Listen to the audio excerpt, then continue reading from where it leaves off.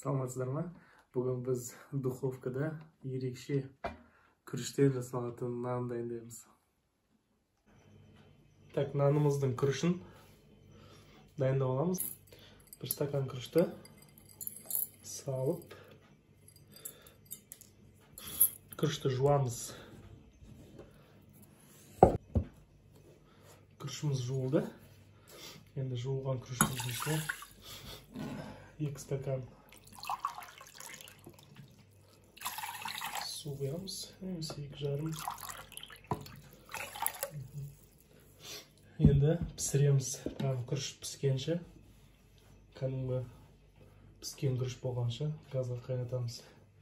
Нанымыздың аштықысын дайындаламыз. Ол үшін бізге жарты стакан жылы сүтке қант қосамыз. Жақсылап араластырамыз. Қантымызды ертеміз. Және үстіне 1,5 шай қасық дрожж саламыз.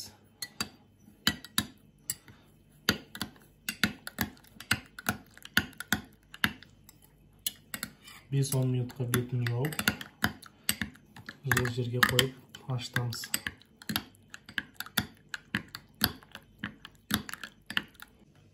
Аштықымыз дайын. Енді аштықымызды күрішімізді пісіріп алдық. Енді осы піскен күріштің үстіне қосамыз.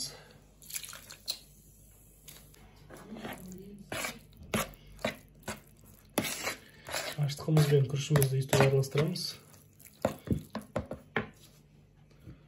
Және үстіне тұз себеміз. 1 шай қасық, 1,5 шай қасықтай тұз.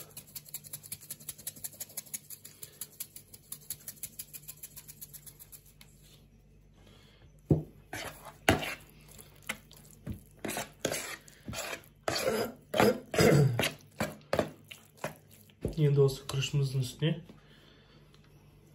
оны қосамыз.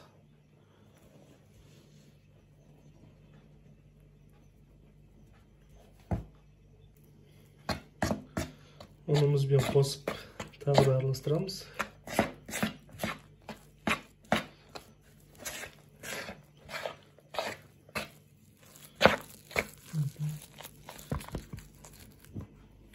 Тағы да қосамыз кішкене. Негізі 3 стакандай қосу керек.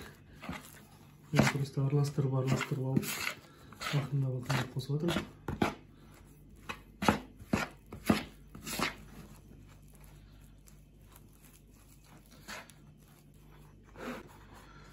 Ұнымызды толықтай қосып болдық.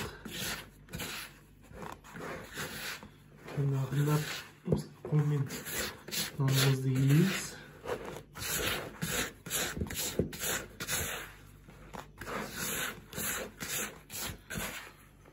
Нанымызды илеп болдық. Енді үстіне кішкене сұйық май қосамыз.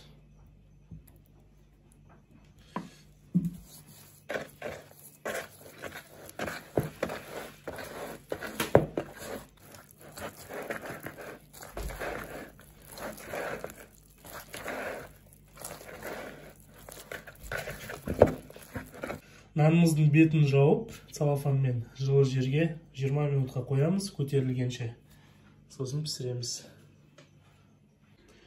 Так, нанымыз көтерілді. Енді кішкене қолымызды майлап.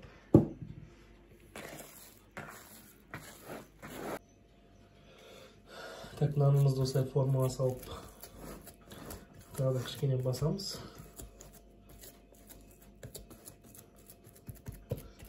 Формаға келтіріп.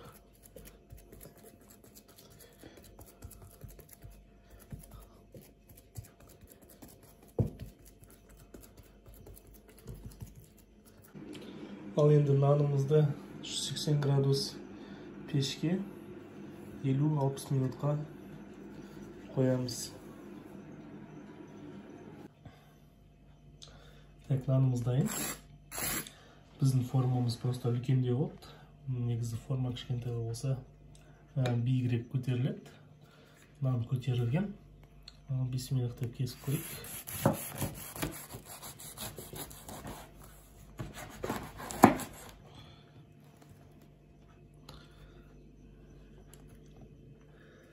піскен, анамыздың іші бәрі толықтай піскен. Так. Міне күріш. Күріш бар арасында. Аса білінбейді, иә? Қазір тәмін көрем. Иісі деген білше керемет. Нағыз сары маймен жеу керек. Ұжыма жасап. Нан жұмсақ.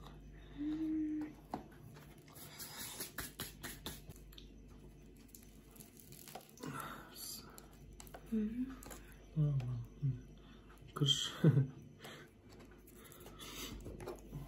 Мен свежий қаймақпен жеймін деп шештім. Ал мен сары маймен.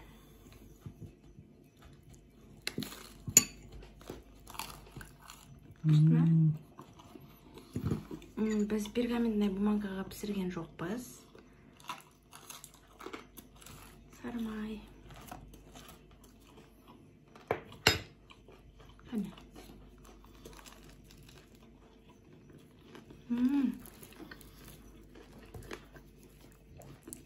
Күріштің дәмі бар ма, қалай?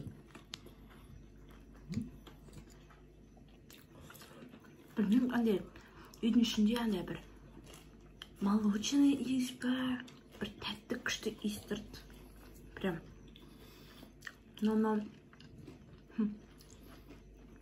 Прям мен ойлаған жоқпын, күріш қосып бұндай нан жасауға болады. Нан бар, күріш. Ондай прям ішінде бір жүзгіріш жүрген жоқ оннан. Күріш олай жүрген жоқ, бірақ. Ойлаңыздар, барлық күріш қайда кетті, иә? Супер. Бұлай да жасауға болады екен. Суға піскен күріш қалып қойса, мысалы нан пісіре салсаңыздар болады. Вообще керемет. Бізге қатты ұнады. Сіздер де жасап көріңіздер. Сау болыңыздар. Бізге ас болсын. Күріштен жасалған нанымыз дайын. Міндетті түрде жасап көріңіздер. Каналға қосылып, лайк басып, комментарий жазыңыздар. Сау болыңыздар.